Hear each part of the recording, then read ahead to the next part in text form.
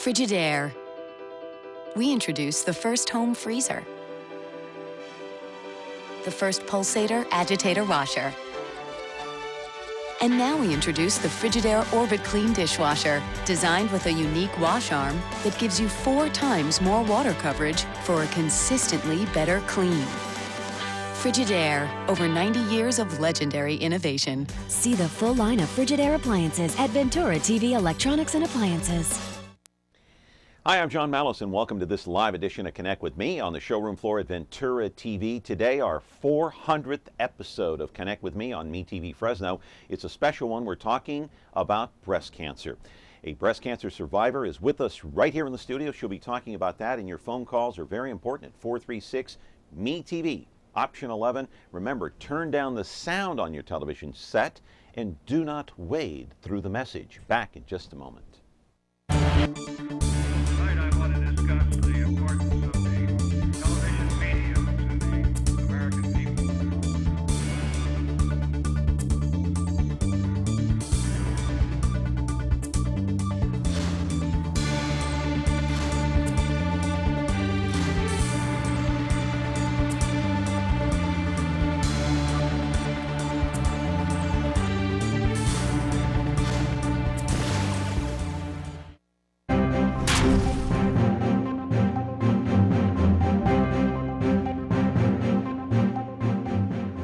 And we're back here. It's Friday already. I don't know where the week has gone. The World Series is already underway and 2 games are down.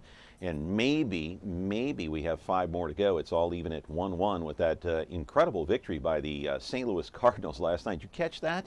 I mean, that was a little league mistake by the Boston Red Sox late in the game to allow another or 2 runs to score on that wild throw at third base. What a great series it is. By the way, today we're celebrating our 400th episode here on Connect with Me on MeTV Fresno, of course, Comcast Channel 187 and 43.6.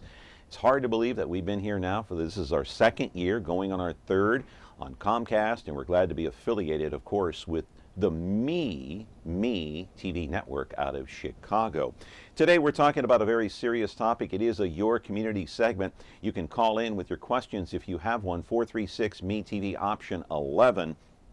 You know, this is Breast Cancer Awareness Month, the entire month of October.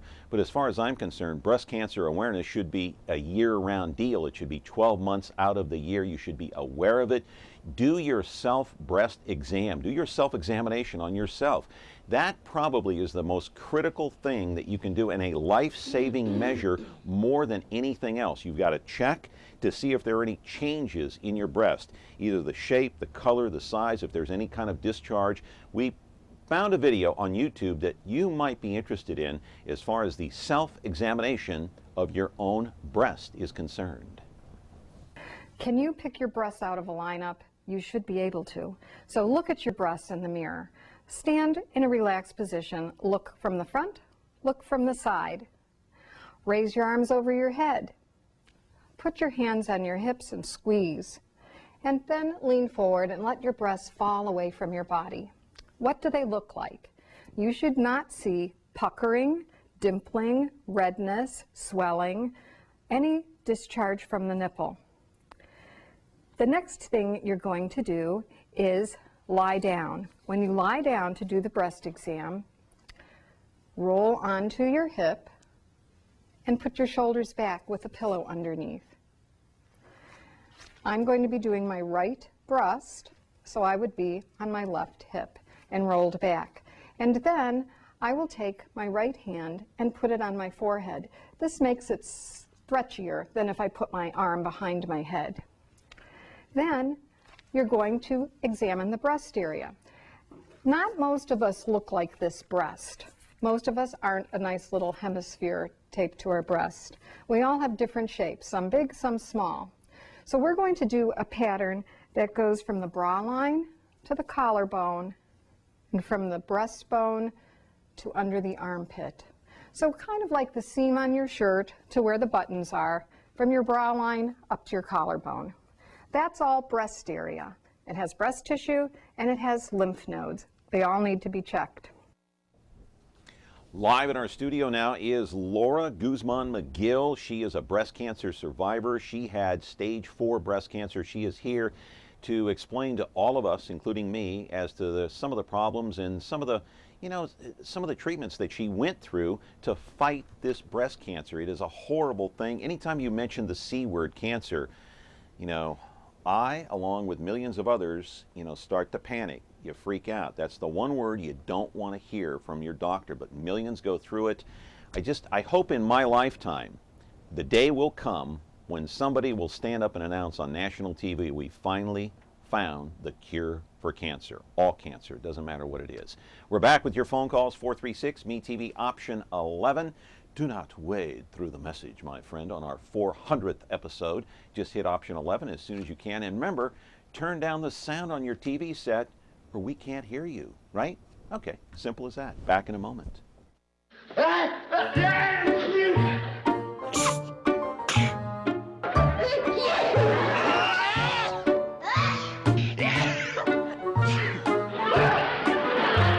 From now on, when I sneeze, I'll try to sneeze more friendly.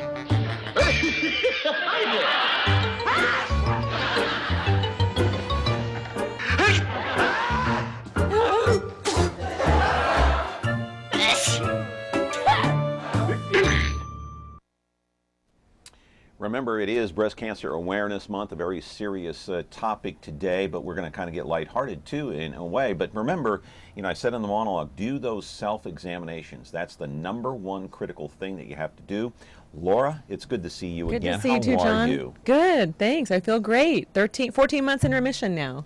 You look great. You look beautiful. Your husband is off on the side there watching on. And, tell us about the self-examination. You saw the video. Now, you were diagnosed in January of 2011. That's right. Okay. How did you find out? Was it through the self-examination? Well, okay, the self-examination is really, really important. Okay. But that is something that I think a lot of women at my age avoid. And I want to just talk. Did I overstate it, or am I correct? No, you are absolutely correct, but... Because I'm not a doctor. No. You should listen to your doctor. Don't listen too much to me, but I mean, we're trying to inform people too. Right. Women have to be aware of their bodies. And a lot of women my age, we get caught up in our careers, our family, and we're taking care of everyone else but ourselves. And so I know I had a lump for a couple of years, but I know I was totally in denial because I had worked out for 20-something years. I was in great shape. I was thin, and I ate well. And so I didn't have breast cancer in my family. So why would I think a lump on my breast was cancer? So you ignored it. I totally signs. ignored it. So Laura. you're absolutely right. Do your breast cancer exam, but also don't be afraid. Yeah. Cancer shouldn't be something that you're afraid of, and that's the message I just want to get out today. I'm sorry, I'm afraid of it. But anyway, we have a call. I'm not afraid of this call, though. Good morning. You're on with Laura. What's your question? Your question, please. Hello. Caller? Oh, hi there. I'm sorry. I couldn't hear. I'm No. just curious how she found when she did have the cancer. What made her realize that? And she's always so upbeat, and I just wanted to know how she stays upbeat. That's a great question. That is an excellent question. How do you stay so upbeat? I stay upbeat because I know I'm going to live, and also I stay upbeat because I know the cancer's not going to take me out. I know I'm not going to die a torturous death like some people do who've been diagnosed with cancer and go through the conventional treatments. Yeah. But also, that's a good question because I have to say before my diagnosis, I was moody. I had migraines twice a month. I had frequent bladder infections. My skin didn't look so good. I had very low energy. I was sleepless through the night. And here you look back and you think, okay, those are all the symptoms of breast cancer. So I wasn't living to my fullest extent. And after I was diagnosed, I realized that my hormones were out of balance, and that's why I wasn't really all that happy. I was a little depressed as well. But once I got diagnosed, to me, that was really one of the best things that happened in my life at that time in my life, because after the diagnosis, within a week, I felt like I was 25. Really, I had energy, and it was really the beginning of the rest of my life where I had energy and I feel like a new person. So what were some of the symptoms before you were diagnosed? You had sleepless nights. Sleeplessness, frequent bladder infections, migraines on a regular basis, which is usually hormonal related when it's okay. related to the cycle. right. Depressed. Moody, you My said. husband's here. What were my other symptoms? And and then I had lumps. Didn't just have a lump in the breast. Yeah. Then I got all these lumps under my arm, and that was when I knew something But was please wrong. stress to our viewers how important it is not to ignore any lump. Don't ignore any lump. Do not think that you're immune from cancer, even if you have no family members who have cancer, if you are in great shape, because there's celebrity nutritionists that have died from breast cancer. There's all kinds of people who ate well because it's a hormone-based cancer. All right, another call here. Good morning, you're on Connect with Me. Caller, what's your question? Well, you were anyway.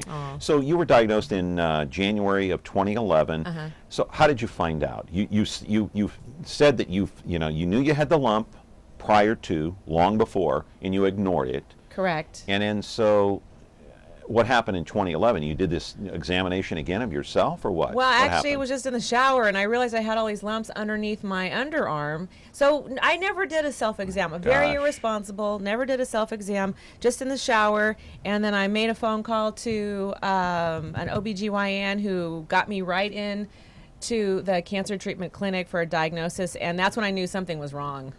After the lumps, I went into the doctor. They expedited everything. They did biopsies, ultrasound, biopsy, mammogram, and within a couple days, I was told I had cancer. And so immediately, the very next week, they wanted to put me on chemotherapy, and I said no. And that was, to me, that was the time in my life, was a very big turning point in my life where I decided to take charge of my health instead of telling a doctor, okay, do whatever you want with me. Okay, another call coming in. Good morning, you're on Connect with Me. Your question, please. Hi, I was wondering, how does the oxygen chamber help? Isn't it claustrophobic? This is someone who, the caller, is knowledgeable about oxygen in relation to cancer. Okay. And I do have on my Facebook and my website, www.choosetobeatcancer.com, I do have a picture of myself in the hyperbaric oxygen chamber. And that was one... Oh, And there it is, right there. Yes, that was one of the real crucial parts of So of how my does that treatment. help? How does that help? Infuses the body with oxygen, and cancer cannot live in a highly oxygenated So it kills the environment. cancer cells? Yes. All right, keep that up there. I want to focus on that a little bit more, although we do have a call. Good morning, you're on Connect with Me. You were on Connect with Me. So how did you find out about this, and how did you get into this tank here? Yeah, the week after I said no to the oncologist, I thought I would do some research because I thought, okay, this has probably been building up for 10 years. 1 week's not going to make a difference.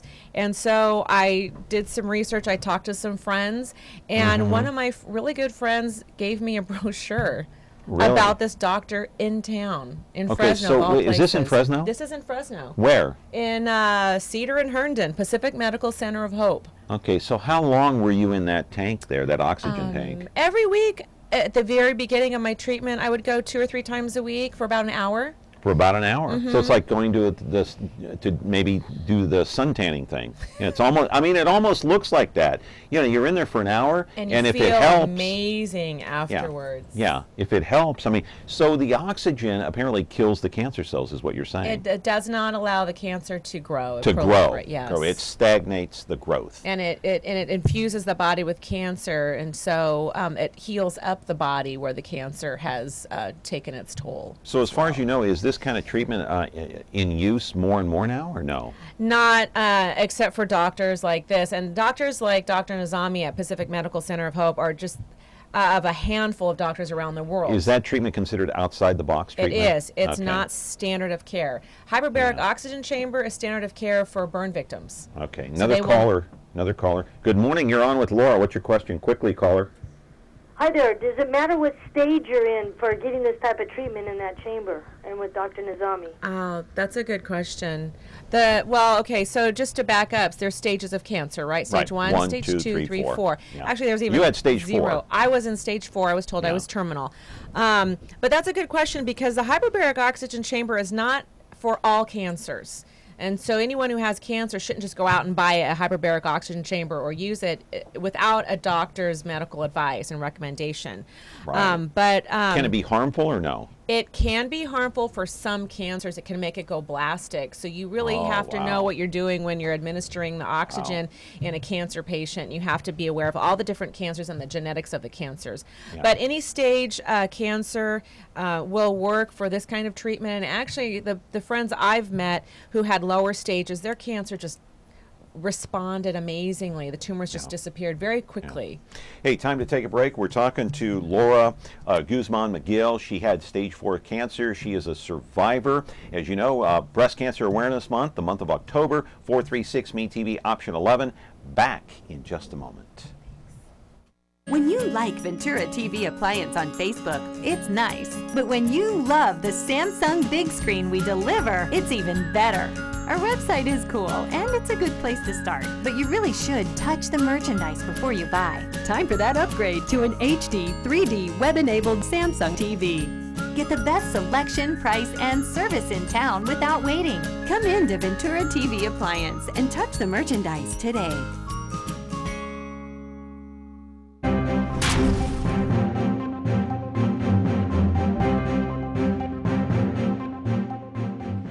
And we're back here on Connect with Me. I do want to put some numbers up on the screen, and I got these from the American Cancer Society. I got that from the website, and I believe they got them from the Centers of Disease Control.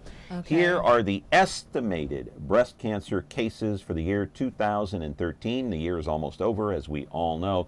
But look at the bottom category there, the column there, all ages. The estimated deaths, more than 39,000. This is nationwide. You figure that's about right, Laura? The research that I did, it's astounding, and it shows that cancer is of epidemic proportions, and it calls for the government to do a lot more than developing drugs that allow you to live another 9 days or another 2 months. Look at that, 65 and over who get breast cancer, about 22,000 will die this year, roughly speaking. And as you get older, I guess the numbers go up, and you can see the number of invasive cases there, which is also kind of a shocking figure, wouldn't you say? Yes, yeah, that's what I had, the invasive ductal carcinoma. Yeah. Now, again, these came from the American Cancer Society, the website. You can go there and check it out. And they got these numbers from the Centers of Disease Control. And these numbers are estimated for the year 2013, and I just was kind of shocked when I ran across these numbers and thought I'd share them with you. But getting back to your case now, you had natural treatments for 9 months. The cancer came back, and what happened after that? Yeah, the cancer came back, and I just want to clarify, the cancer didn't come back because of the natural treatments. My understanding, and I truly believe, the cancer came back because of an experimental treatment I had in Alabama to take care of 2 lymph nodes that could not be frozen. Okay, so the cancer came back very quickly, and that's what sometimes happens with chemotherapy. It's like anger is the cancer. So the cancer will come back, sometimes blastic and spread all over the place. That's what happened with me. Within 4 or 5 months, cancer was, the tumors had grown to 6 inches and 2 and 3 inches in other places. It spread to the other side, and that's why I decided to do chemotherapy with the natural treatments. Did you think you were going to die? At one point, I thought I was going to die when I was first diagnosed, because really, John, you talk about the fear. The doctor's offices really don't help you out with that fear, because they all look at you like, oh, I know you're going to die. They don't say it, but they just look at you like that. And that was a difference when I left those the conventional doctor's offices, and went to Pacific Medical Center of Hope, where everyone looked at me like I was going to live. So during the time when I knew the cancer was spreading, I knew I was going to live. I just knew it was going to be a journey. Yeah. And an effort on my part. Amazing. What was the reaction from your doctor when he told you? Did he have that look on his face like, oh my God, oh no? That I was terminal? Yeah. Oh, she had a look on her face that I was terminal, and she was surprised I didn't know, because another doctor was supposed to have told me. And she came into my room and said, well, you saw the scans, right? Or you heard about the scans? And I said, sure, yeah, everything's clear. Why do you think there are so many cases of breast cancer? You saw the numbers that I put up on the screen. Is it the water, the air? Is it the food that we eat? All Is of it the above. fact? Is it the fact that there aren't enough people doing those self-examinations? No, what is it? It's all of the above, John, and I'm glad you asked that question, because it's really important for the audience and everyone to understand that there are so many toxins in our environment, in the water, in the plastics, in our food, in our genetically modified organisms that we eat, in our homes. And the hormones, most breast cancers are hormone driven and hormone fed. And so if your hormones are all out of balance, because it's directly related to the toxins and how our bodies process the toxins, it affects our estrogen, it affects our progesterone, and then there's mutations. And so we all have cancer cells in our body, you know. Yeah, I know. We know that. I know. And so it takes a weakness in the body and a weakness in the immune system in order for cancer to get a foothold. And so that's the prevention. That's really where the prevention is. All right, take another call here. Good morning, caller. You're on the air. What's your question? Hi, good morning. There's several of us here. We just want to say we appreciate Laura so much. She keeps us going. We love her blog with her dreams, and just can't thank her enough. And for you having her on the show, I just want to say thanks.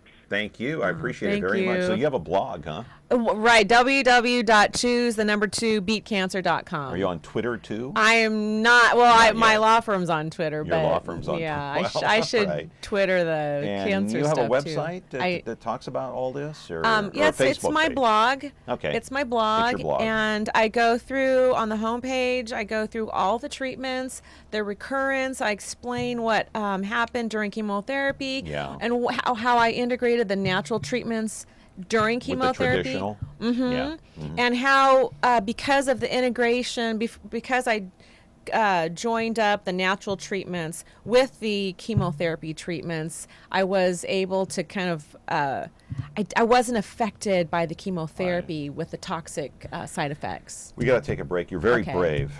Much braver than I am. I'm a wimp next to you, I'll tell you that. It's a scary thing, though. Cancer's a scary thing, and not everybody can deal with it, Laura. Well, it really is. That's what my message is. It doesn't have to be scary. If you do your research, it's not scary anymore. Yeah. Got to tell our director to stop smoking.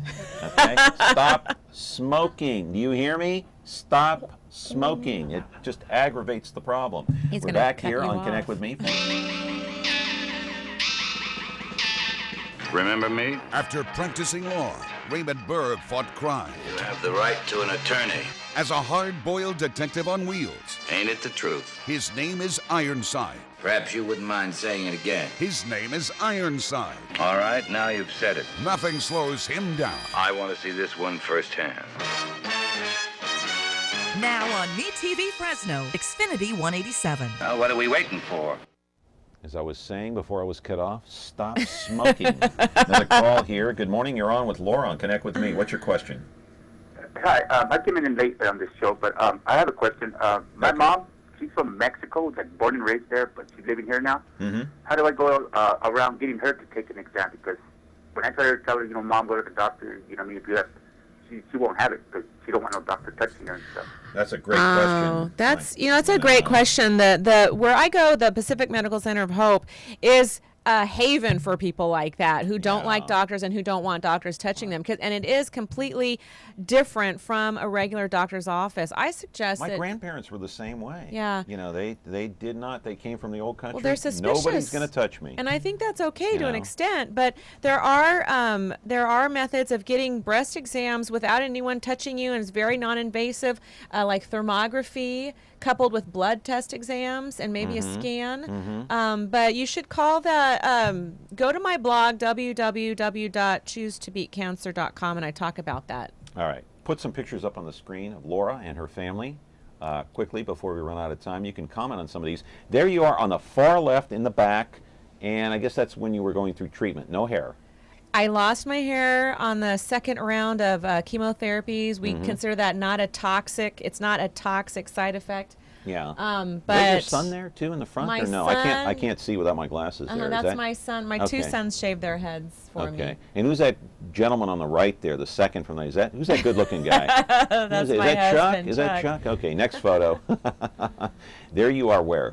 That's skiing. That's 2 months after the diagnosis. And Yeah. that was during round one. Before the recurrence, I was doing everything naturally. And I gave you that picture because I felt healthy. I was able to ski and keep up with my children. Oh, that's me bald again. That's round 2. Right after I lost my hair, I went to Mr. Froze on the west side. Yeah, Next photo. He's there a you legend. go. Oh my goodness. That's our Christmas picture for all you Star Trek fans out there. I was Lieutenant Ilea. But we had fun What with year the was baldness. that now? Was that 2012? That was taken in 2012, right after I finished chemotherapy. Okay, that's interesting.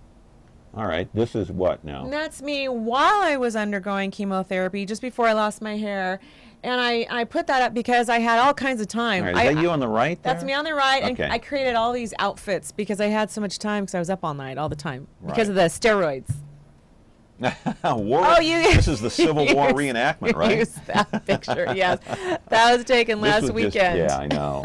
That's a great photo. And we dressed up. That was fun. Got to sit with General Lee. Who's your husband there? Who's he? Diamond Jim. He's a riverboat gambler. Oh, okay. And I'm his All right.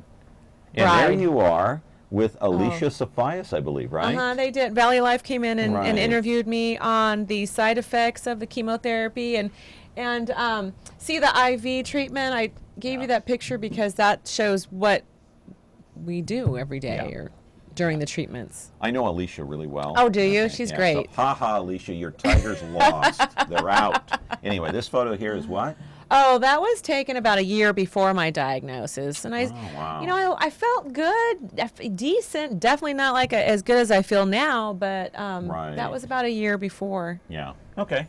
That's a look at the family photo. So, why is it? I mean, I know one of the first callers that called in said, you're so upbeat. I mean, you have a great supportive husband who loves you, takes care of you. You have a wonderful son who's in middle school. You have everything to live for in life. Those are the two most important things in your life. But when you get diagnosed, how do you stay so upbeat? I mean, stage 4 is like, boom. Like you said, the doctors give you the look. Hey, you're out of here. When she told me I was stage 4, I chuckled, and because I decided a long time ago at the point of diagnosis that I was not going to just sit and take in everything. So is it a state of mind? It is. I wasn't going to take in everything they said about me. I was going to determine whether I was going to die or not. And also it helps to have people around you not looking at you feeling like, okay, you're going to die, so... Well, was your husband scared? Yeah, he was More scared. than you? Men have a hard time dealing with it. Yeah. And I don't know if he was scared more than me, but he became very confident in my treatment because he was conducting research just right alongside me. And he's a lot smarter than I am. He takes in he's more of a scientist. That. He's more of a scientist than I am. So he understood the science of the chemotherapy and the poison aspect of it. Yeah, I know. It's, and the natural therapies. It's a hard thing. And, we've got a couple of minutes left. But men also have to do the exam because now there is a person that I know, not that well, but I heard that he has breast cancer. Lives in Sanger. Men can get it too. Yes, and this is my message. What I would, if anyone gets anything out of the show, the message would be, don't even wait to do self-exams because by that time it's too late. Ask your doctor to conduct blood exams, blood tests. There's all kinds of blood tests to test for just basic cancer cells, basic abnormalities in the cells. You can do blood tests that show that there's certain cancer proteins or there's certain metabolisms going on in your blood. And one thing we didn't talk about, Holly Carter was here not too long ago, earlier this year, I believe, and she talked about the high cost of cancer, cost $100,000. Did you saw the show? Yeah, I mean, we didn't even get into that today, and I don't know how that's going to all work with Obamacare. I mean, nobody knows at this point. There's always a way, and I always tell people that there's people, they're very blue collar, don't make that much money, and they managed to handle the high cost of the integrative treatment because they wanted to. They did taco fundraisers.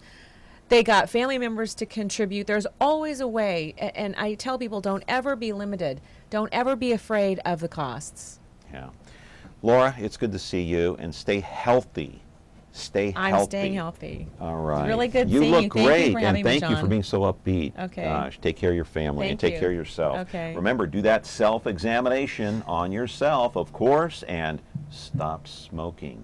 Have a great weekend. We'll see you back here on Monday. We'll have an on-the-air, off-the-presses with a very interesting Fresno magazine. Back then, and have a great weekend. See you then.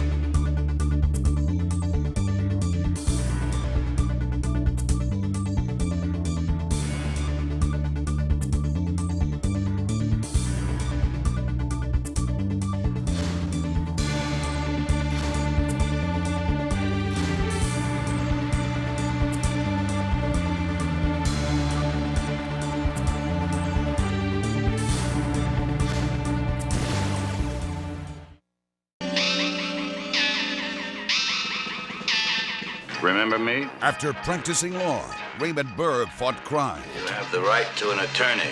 As a hard-boiled detective on wheels, Ain't it the truth? his name is Ironside. Perhaps you wouldn't mind saying it again. His name is Ironside. All right, now you've said it. Nothing slows him down. I want to see this one firsthand. Now on MeTV Fresno, Xfinity 187. Well, what are we waiting for?